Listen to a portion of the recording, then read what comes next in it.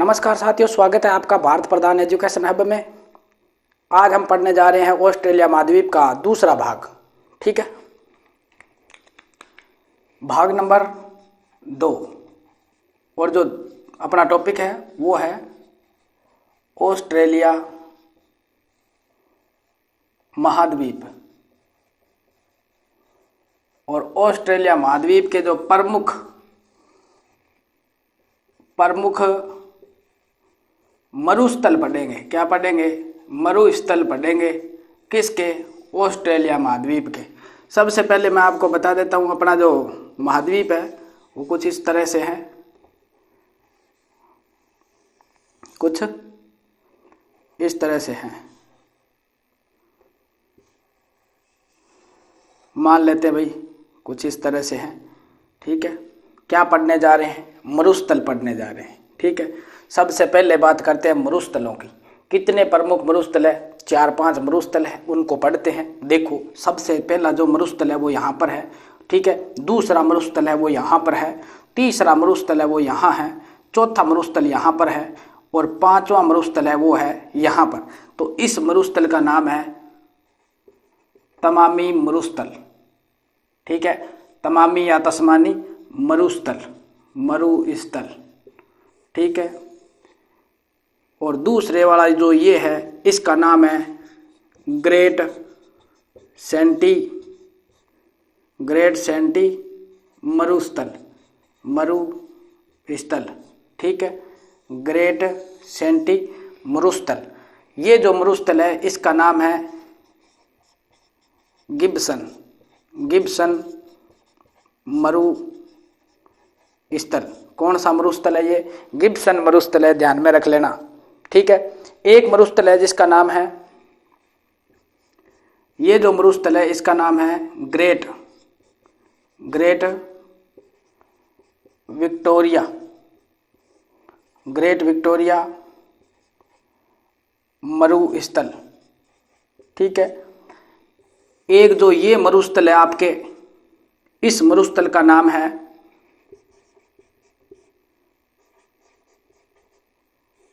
Simpson. कौन सा मरुस्थल?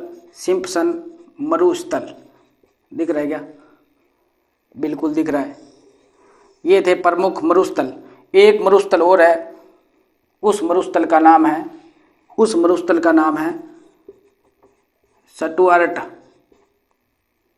स्टुअर्ट मरुस्थल।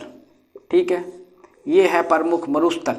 कौन कौन से हैं भाई? सबसे नंबर 1 पे आता है कौन सा? तमामी मरुस्थल, फिर आता है ग्रेट सेंटी मरुस्थल, फिर आता है गिब्सन मरुस्थल, उसके बाद में ग्रेट विक्टोरिया मरुस्थल, और फिर आता है सिम्पसन मरुस्थल, उसके बाद में आता है स्टुअर्ट मरुस्थल। ध्यान में रख लेना, ये जो क्षेत्र है वो सारा का सारा क्या है? एरिड क्षेत्र है। मैं यहाँ लिख देता हूँ शुष्क क्षेत्र। ये शुष्क क्षेत्र है। ठीक है, एक बात नोटिस करना, मैंने कल के वीडियो में आपको एक बात नहीं बताई थी जो मैं दोबारा बता देता हूँ। मैंने बताई थी ऑस्ट्रेलिया महाद्वीप की सबसे ऊंची चोटी, और उसका नाम बताया था क्या? कोसियुस्को।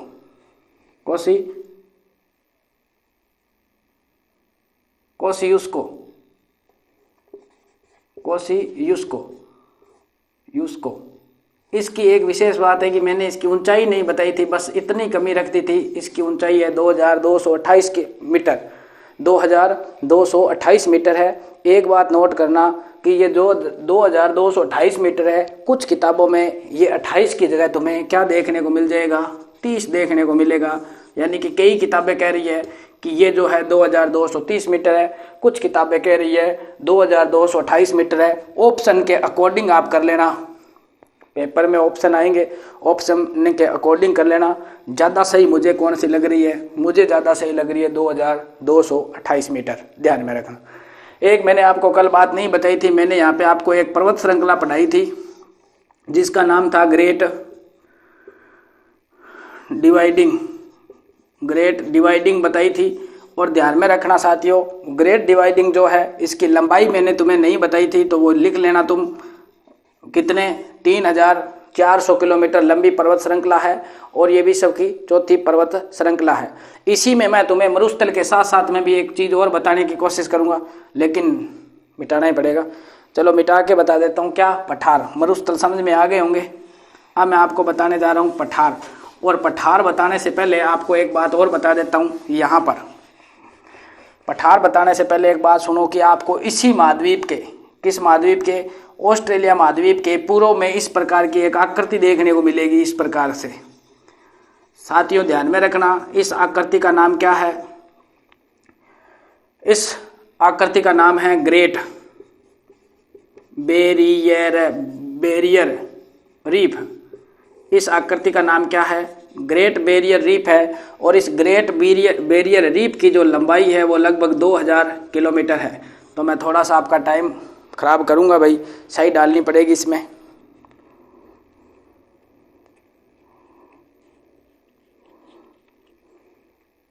ये जो ग्रेट बैरियर है, ग्रेट बैरियर जो है, इसकी विशेष बात यह है कि ये सबसे लंबी है। कितनी? इसकी जो लंबाई है वो 2000 किलोमीटर लंबी है। और इसकी विशेष बात यह है कि ये जो चट्टानें निर्मित है, ये परवाल भित्ति द्वारा निर्मित चट्टानें हैं। कौन सी भित्ति? परवाल भित्ति द्वारा निर्मित चट्टानें हैं। ठीक है, तो मैं यहाँ लिख देता हूँ परवाल भित्ति द्वारा निर्मित। क्या हुआ? परवाल भित्ति द्वारा निर्मित, परवाल भित्ति द्वारा निर्मित। क्या आपको दिख रहा है? परवाल भित्ति द्वारा निर्मित। मुझे नहीं लग रहा कि आपको साफ दिख रहा है, तो मैं इसको दोबारा लिखूंगा।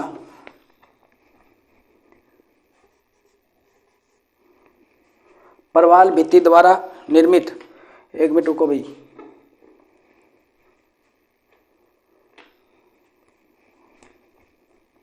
चलो इसी से काम चलाना पड़ेगा। परवाल चल गया ना, भित्ति द्वारा निर्मित। निर्मित क्या है? ये जो चट्टानें हैं, और इन्हीं चट्टानों को क्या बोलते हैं? मूंगा चट्टानें बोलते हैं। मूंगा चट्टानें। ठीक है, किसको? जो ग्रेट बैरियर रीफ है ना, ये परवाल भित्ति द्वारा निर्मित है। मूंगा चट्टानें हैं। 2000 किलोमीटर इनकी क्या है? लंबाई। इसकी एक विशेष बात और नोटिस करना, इसको क्या बोला जाता है? इसको बोला जाता है समुद्र का बगीचा। समुद्र का क्या बोला जाता है? बगीचा बोला जाता है इसी आकृति को। ठीक है, आपने क्या पढ़ा? मरुस्थल। मरुस्थल में आपने पढ़ लिया गिब्सन। ठीक है, मरुस्थल। ठीक है, और उसके बाद में आपने पढ़ा था ये परवाल भित्ति वाला, सॉरी यहाँ पे एक मैंने मरुस्थल बताया था। कौन सा बताया था? तमामी बताया। ठीक है, और ये आपको मैंने बताया थी, एक मैंने आपको सटवर्ट बताया था। ठीक है, तो ध्यान में रख लेना। आगे चलते हैं। आगे चलने से पहले एक दो बातें और यहीं पे देख लेते हैं। क्या देख लेते हैं? ये जो क्षेत्र है, ये जो क्षेत्र है, देखो ज़्यादा क्षेत्र कहाँ पे आ रहा है? नॉन एरिड में आ रहा है। ठीक है, ठीक है, नॉन एरिड में आ रहा है, तो इसका मतलब यहाँ पर कुछ क्षेत्र में क्या है? घास है। और ये मैदान कौन से हैं? ये घास के मैदान हैं। कौन से मैदान हैं? ये है घास के मैदान। और ऑस्ट्रेलिया में घास के मैदानों को बोलते हैं डाउन्स। क्या बोलते हैं? डाउन्स बोलते हैं भाई। कहाँ पर? ऑस्ट्रेलिया में घास के मैदानों को क्या बोलते हैं? डाउन्स बोलते हैं। और इन डाउन्सों के ऊपर भी एक क्षेत्र और है जिसको मैं इस प्रकार से दिखा देता हूँ। और इस क्षेत्र का नाम क्या है? इस क्षेत्र को बोला जाता है पाताल तोड़ कुएं। पाताल तोड़, पाताल तोड़ कुएं। ध्यान में रखना, इन्हीं पाताल तोड़ कुओं का एक नाम और है जो मैं यहाँ लिखूंगा। ये यहाँ से क्या नाम है इसका? गौर करना। इनका नाम है उत्सुरुत कूप। इन्हीं उत्सुरुत कूपों को क्या बोलते हैं? पाताल तोड़ कुएं बोलते हैं। और ये जो पाताल तोड़ कुएं हैं वो कहाँ पर पाए जाते हैं? वो पाए जाते हैं ऑस्ट्रेलिया महाद्वीप पर। तो ये थे तुम्हारे मरुस्थल, और मरुस्थल के साथ में कुछ एक्स्ट्रा जानकारी थी। अब आपको बता देता हूँ कि पठार कौन सा है आपके इस ऑस्ट्रेलिया महाद्वीप पर। ठीक है, ऑस्ट्रेलिया महाद्वीप पर पठार कौन से महत्वपूर्ण हैं? तो मैं यहाँ पे लिखूंगा पठार। साथियों ध्यान में रखना, कौन से पठार? ऑस्ट्रेलिया के प्रमुख पठार। सबसे पहली बात आती है कि पठार किसे कहते हैं? पठार किसे कहते हैं? ठीक है। पठार बताने से पहले मैं तुम्हें बता देता हूं कि ऑस्ट्रेलिया महाद्वीप की कुछ आकृति इस प्रकार से है, कुछ आकृति इस प्रकार से है।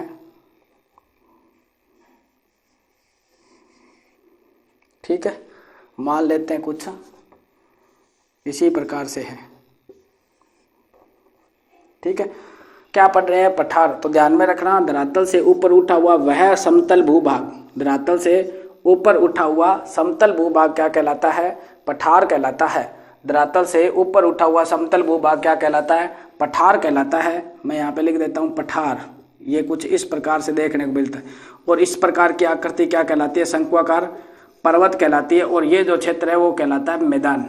ठीक है, तो क्लियर हो गया होगा कि, और ध्यान में रखना जो पठार की ऊंचाई होती है ना वो 300 से 600 मीटर हो सकती है। जरूरी नहीं है ये सारे के सारे समतल हो, ऊपर उठी हुई आकृति उबड़ खाबड़ भी हो सकती है, कुछ इस तरीके से भी अपने को देखने को मिल सकती है। ये मेन धरातल है, ये पठार मान्य हो जाएगा, क्योंकि यहाँ पे समतल नहीं है तो क्या हुआ? धरातल से ऊपर उठा हुआ भूभाग तो है ना, समझ में आई बात? तो ये है क्या है? पठार है। ठीक है, मुख्यतः ऑस्ट्रेलिया में 4 से 5 पठारों की चर्चा करेंगे हम। सबसे पहले मैं तुम्हें बता देता हूँ ये क्षेत्र, उसके बाद में बता देता हूँ ये क्षेत्र, फिर बता देता हूँ ये क्षेत्र। ये तीनों के तीनों किस नाम से जाने जाते हैं भाई? ये प्रायद्वीप है। क्या है? प्रायद्वीप। ये जो प्रायद्वीप है इसका नाम है केप यार्ड प्रायद्वीप। कौन सा? केप यार्ड प्रायद्वीप। ऑस्ट्रेलिया महाद्वीप का ये जो भाग है ये केप प्रायद्वीप, केप यार्ड प्रायद्वीप है। और इसकी बात आती है तो आती है ये कौन सा है? अर्णिम, अर्णिम प्रायद्वीप है। कौन सा? अर्णिम प्रायद्वीप। और ये जो क्षेत्र है वो है आयर प्रायद्वीप। कौन सा? आयर प्रायद्वीप। ठीक है भाई, आयर प्रायद्वीप के ठीक यहाँ पर एक भाग है जिस पे क्या स्थित है? एक झील स्थित है और उस झील का नाम है आयर झील। कौन सी झील है भाई? आयर झील है। और आयर झील को ऑस्ट्रेलिया का, आयर झील को ऑस्ट्रेलिया का निम्नतम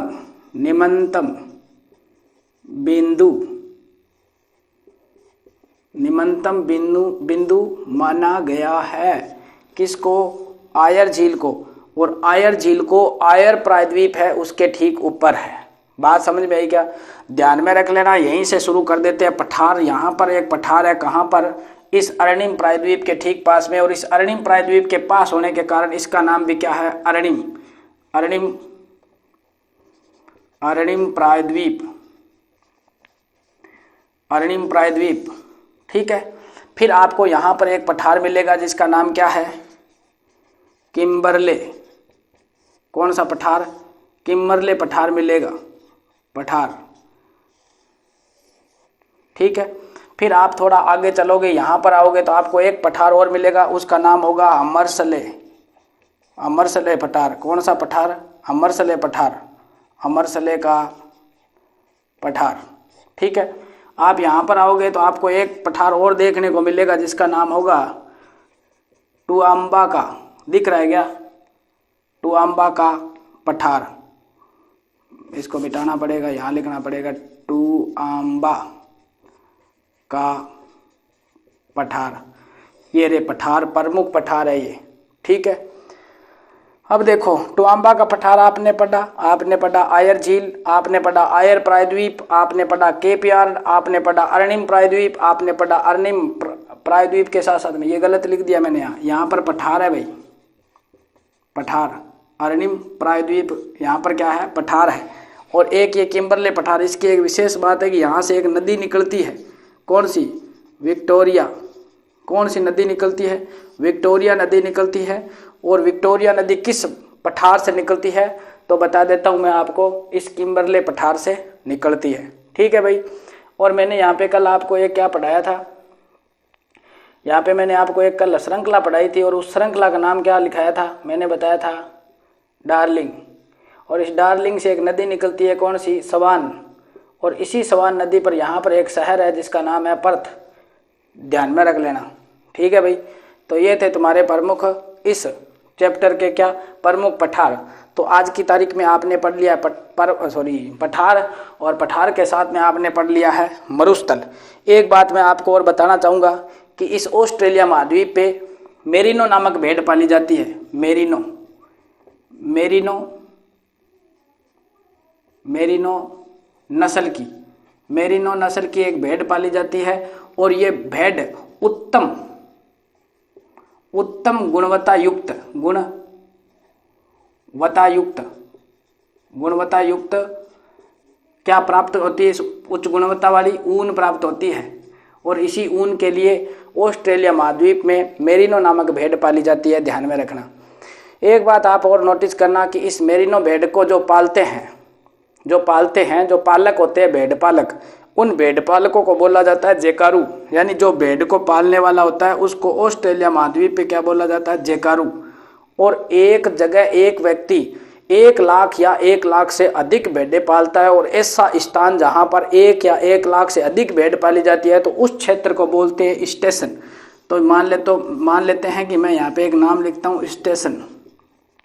ऑस्ट्रेलिया में जैसे ही नाम आता है स्टेशन, तो ऑस्ट्रेलिया में स्टेशन का मतलब है कि यहाँ पर एक क्षेत्र है, उस क्षेत्र पे कम से कम 1 लाख भेड़ों का पालन हो रहा है और भेड़ को पालने वाला जो व्यक्ति है उसको क्या बोला जाता है? जेकारू बोला जाता है। नोटिस रखना इस बात को। समझ में आ गई बात? उम्मीद करता हूँ कि आपको मेरी बताई हुई बात समझ में आ रही है।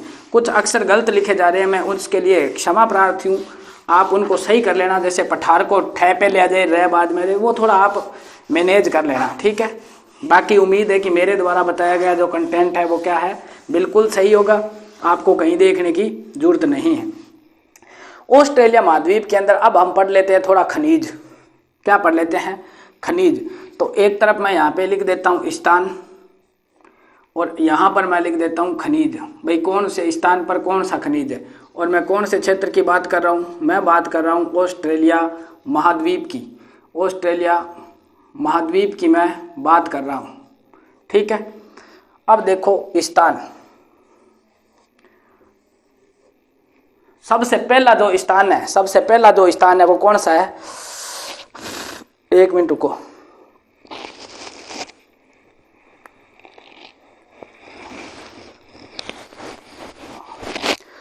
पहला जो स्थान है उसका नाम है विप्पा। विप्पा नहीं है, विप्पा या वाइपा,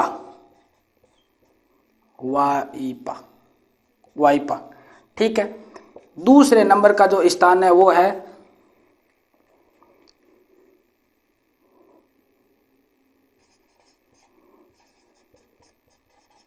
कैथोलिन क्षेत्र। कौन सा क्षेत्र? कैथोलिन क्षेत्र। तीसरे नंबर का जो स्थान आता है वो कौन सा आता है? वो आता है ब्रोकन हिल्स। कौन सा आता है? Broken hills. इसकी तो मैंने आपको चर्चा करवाई थी, ब्रोकन हिल्स की, ठीक है। ब्रोकन हिल्स के बाद में जो चौथे नंबर का स्थान आता है वो आता है पिलकर, और जो 5वें नंबर का स्थान आता है वो आता है आर्गले। 5वें नंबर का जो स्थान आता है वो क्या आता है? आर्गले आता है, ठीक है। एक आता है कारगुरली, ठीक है, मैं यहाँ पर लिख देता हूँ। चलो एक बार इतना पढ़ लेते हैं। ये जो विप्पा और वाइपा है ये किसके लिए प्रसिद्ध है? बॉक्साइट के लिए प्रसिद्ध है, ध्यान में रख लेना भाई, ठीक है। अगर मैं यहाँ पे भंडारण की बात करूँ तो भंडार के क्षेत्र में कौन सा महत्वपूर्ण देश है? ऑस्ट्रेलिया। भंडार की दृष्टि से महत्वपूर्ण है ऑस्ट्रेलिया, और उत्पादन की दृष्टि से अगर बात करें तो स्थान किसका आता है? चीन का आता है। तो ये है भंडारण, ये भंडारण दृष्टि है, और ये जो है वो है उत्पादन दृष्टि। ये उत्पादन दृष्टि से चीन, भंडारण दृष्टि से ऑस्ट्रेलिया, और जो खनिज मुख्यतः है वो कौन सा है? वो है बॉक्साइट, ध्यान में रखना। उसके बाद में एक स्थान आता है कैथोलिन। ये कैथोलिन है ना, ये मेरी कैथोलिन है, सॉरी भाई साहब, मेरी कैथोलिन जो क्षेत्र है यहाँ पर किसका उत्पादन होता है? यहाँ पर उत्पादन होता है यूरेनियम का। किसका?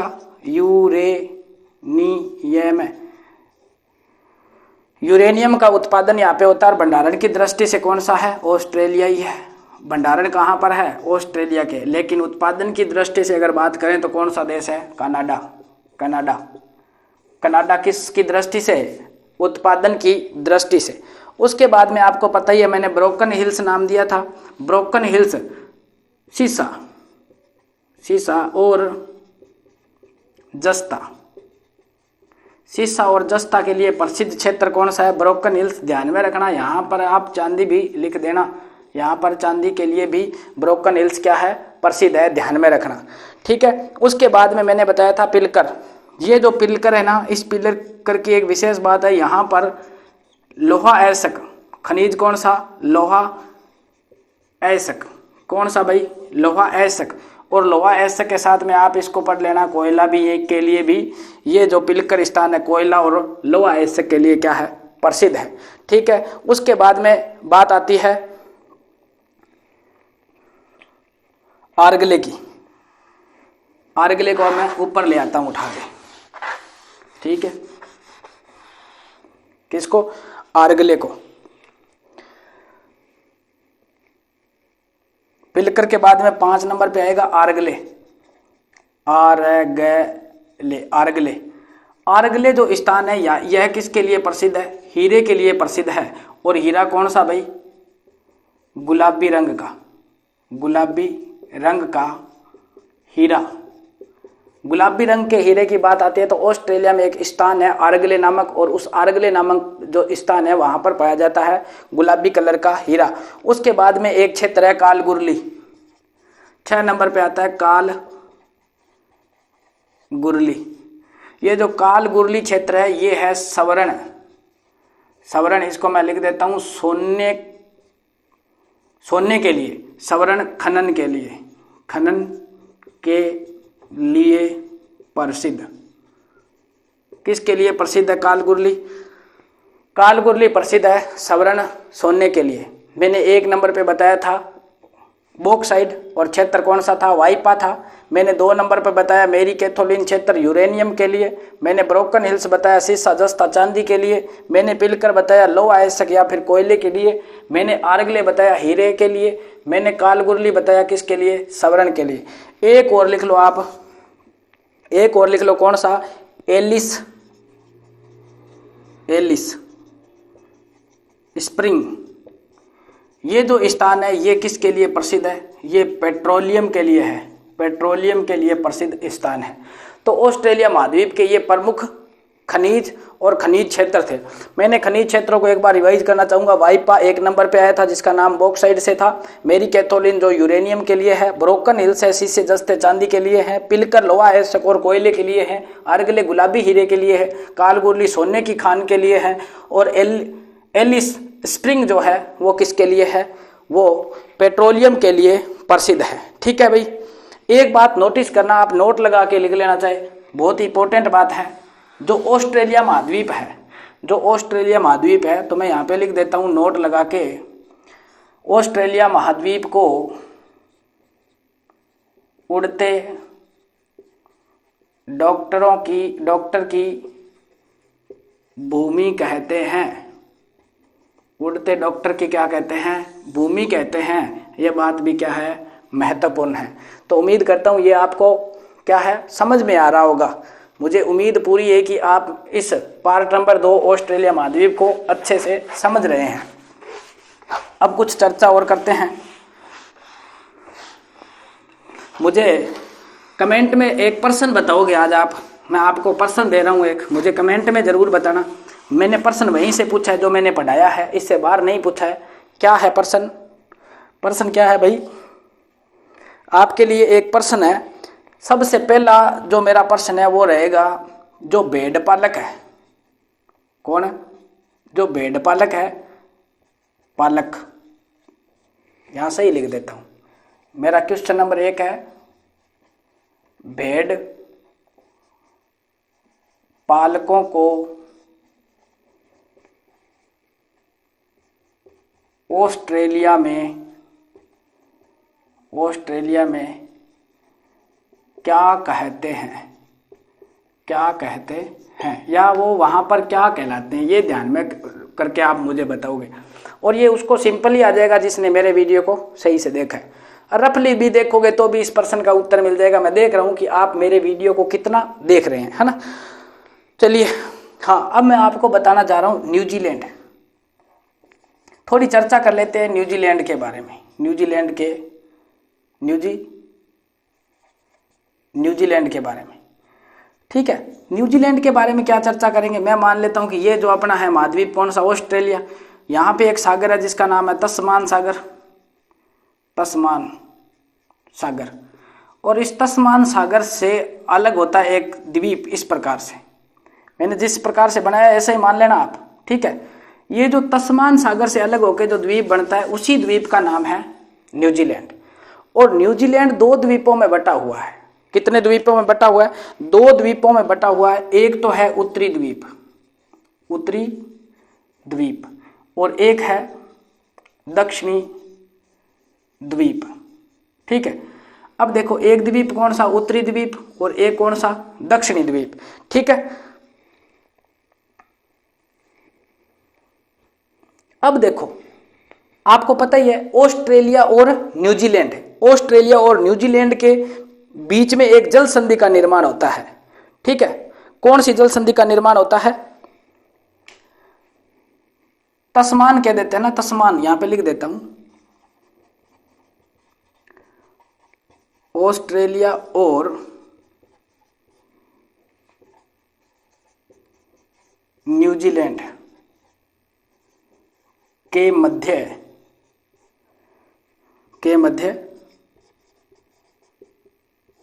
मध्य तस्मान जल संधि,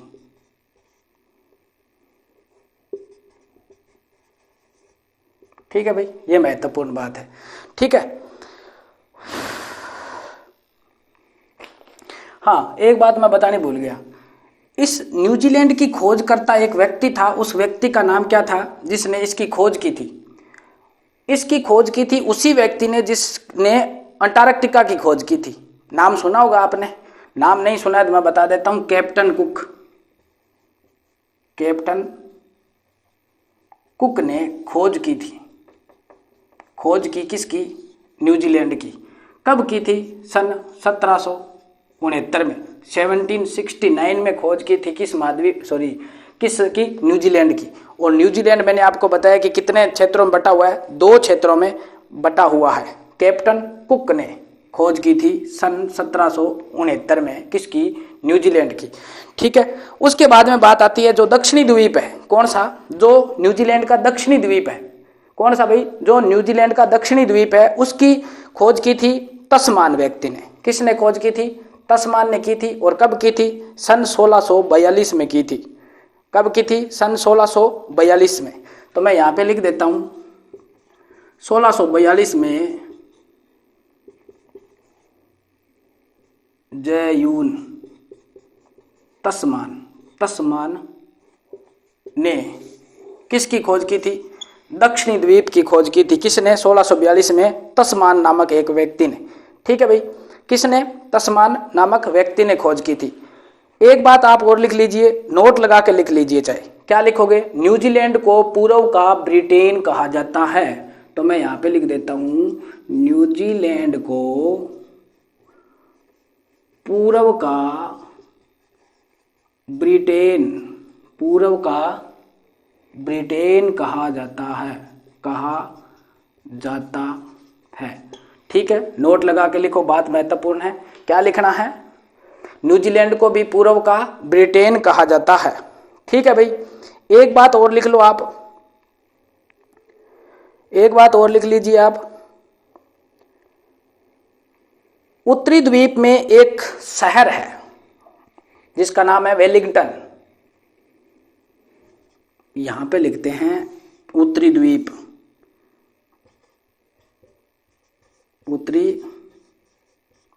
में वेलिंगटन नामक शहर सर्वाधिक जनसंख्या वाला है। क्या है? सर्वाधिक जनसंख्या वाला है। और साथ में इसको लिखना, वेलिंगटन नामक शहर सबसे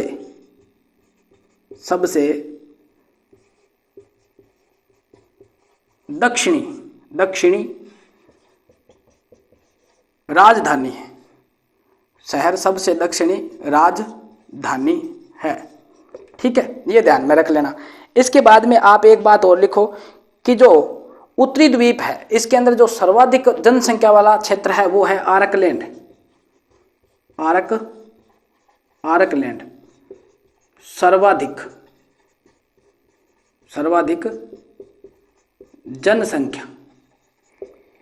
जनसंख्या वाला क्षेत्र, जनसंख्या क्षेत्र कौन सा?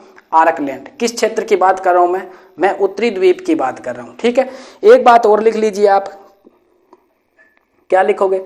ये जो न्यूजीलैंड है इसका प्रतीक चिन्ह क्या है? प्रतीक चिन्हों के अंदर अगर बात करें तो क्या है? कीवी है। ठीक है, क्या है? कीवी है, ध्यान में रख लेना। और न्यूजीलैंड में सबसे ज्यादा कौन सी भेड़ पाली जाती है?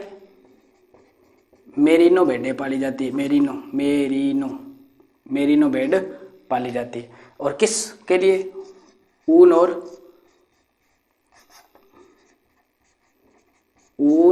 और मांस के लिए। ठीक है, ऊन और मांस के लिए क्या पाली जाती है? भेड़ पाली जाती है। कौन सी भेड़ पाली जाती है? मेरिनो नामक भेड़ पाली जाती है, ध्यान में रखना। ठीक है, और न्यूजीलैंड में एक नदी बहती है। न्यूजीलैंड में एक नदी, वैसे तो नदियां न्यूजीलैंड में 2-3 हैं, लेकिन मुख्य नदी की मैं बात कर रहा हूं। कौन सी नदी बहती है? उस नदी का नाम है, आप लिखिए, बेकाटो नदी।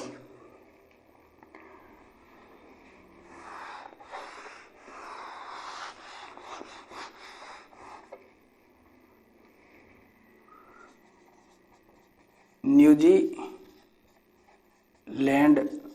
में बेकाटो नामक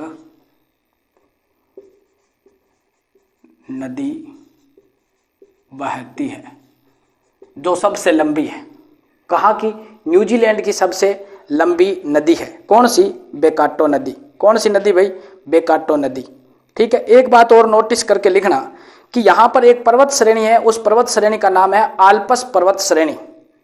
कौन सी पर्वत श्रेणी? न्यूजीलैंड की एक पर्वत श्रेणी है जिसका नाम है आल्प्स पर्वत श्रेणी।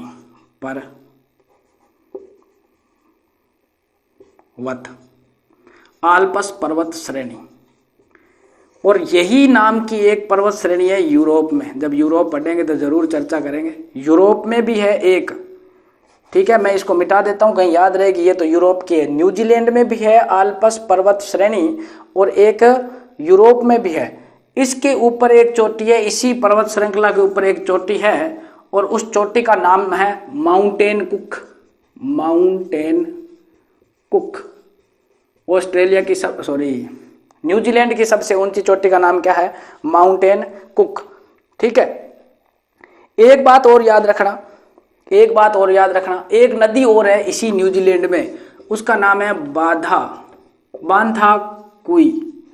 बांधाकुई नदी इसलिए प्रसिद्ध है क्योंकि इस नदी के किनारे एक जनजाति पाई जाती है और उस जनजाति का नाम क्या है? माओरी। उस जनजाति का नाम क्या है? माओरी जनजाति। कौन सी जनजाति? माओरी जनजाति पाई जाती है। कौन सी नदी के तट पर? बांधाकुई। जो बांधाकुई नदी है उसके किनारे पर माओरी जो जनजाति है वो लोग रहते हैं। और ये जो माओरी जनजाति के लोग हैं, इस नदी को कौन सी नदी मानते हैं? पवित्र नदी मानते हैं। इस नदी को कौन सी नदी मानते हैं? इस नदी को मानते हैं पवित्र नदी मानते हैं, ध्यान में रखना। ठीक है, और उसके बाद में एक बात आप नोट लगा के और लिख सकते हो, जो न्यूजीलैंड की सांसद है ना, उसने न्यूजीलैंड की संसद द्वारा बांधाकुई नदी को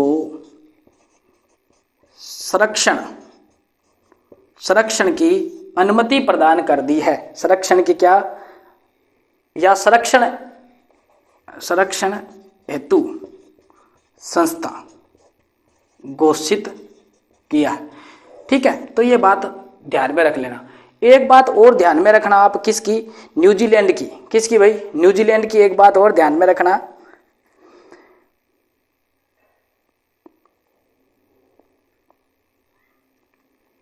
क्या ध्यान में रखोगे, मैं लिख देता हूं यहां पे। न्यूजीलैंड के अंदर भी घास के मैदान पाए जाते हैं, और न्यूजीलैंड में जो घास के मैदान पाए जाते हैं, तो यहां पे लिखो न्यूजीलैंड में घास के मैदानों को कैंटरबरी कहा जाता है, कैंटरबरी कहते हैं। कौन से प्रकार के घास के मैदान है भाई? शीतोष्ण प्रकार के। कौन से? शीतोष्ण प्रकार के जो घास के मैदान है, कौन से? शीतोष्ण प्रकार के घास के मैदान है, कैंटरबरी कहते हैं इनको, ठीक है। कैंटरबरी कह दो, कैंटरबरी कह दो, एक ही बात है, ठीक है। कौन से मैदान है? शीतोष्ण घास के मैदान है, ठीक है। एक बात और ध्यान में रखना आप, ये जो आल्प्स पर्वत श्रेणी है, इसकी सबसे ऊंची चोटी कौन सी बताई मैंने आपको? माउंट, हाँ लिखा हुआ है माउंटेन कुक, ठीक है। तो आज हमने पढ़ा था ऑस्ट्रेलिया महाद्वीप, और इसको हमने क्या कर लिया? पूरा कर लिया। उम्मीद करता हूं कि आपको मेरा बताया हुआ जो तथ्य है वो पसंद आया होगा, और आप मेरे वीडियो को अगर आपको पसंद आता है तो लाइक करना, ठीक है। लाइक करने के साथ साथ में आप मुझे कमेंट जरूर करोगे, और कमेंट के लिए मैं आपको 1-2 प्रश्न और दे देता हूं, जो मुझे आप उनके उत्तर कमेंट में दे देना, ठीक है। एक ही प्रश्न और दूंगा, एक तो मैंने ये दे दिया, एक प्रश्न है जो आपके लिए सिंपल प्रश्न है। क्या? Question number 2। क्या बताना आपको? आपने नाम सुना होगा ग्रेट डिवाइडिंग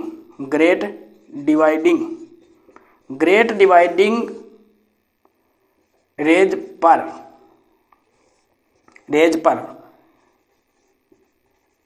कितनी पर्वत श्रेणियां है?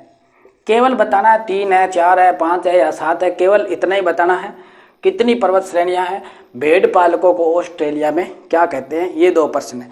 तो कैसी लगी आपको क्लास, आप कमेंट में बताना, और मेरे साथ बने रहना। और ये था आपका ऑस्ट्रेलिया महाद्वीप, आज कंप्लीट हो गया है 2 पार्टों में। तो कल मिलते हैं नए महाद्वीप के साथ। उम्मीद करता हूं कि कल आपको नया महाद्वीप शुरू करवा करके उसको भी 2 भागों में पूरा करेंगे। आज के लिए इतना ही। नमस्कार और गुड नाइट।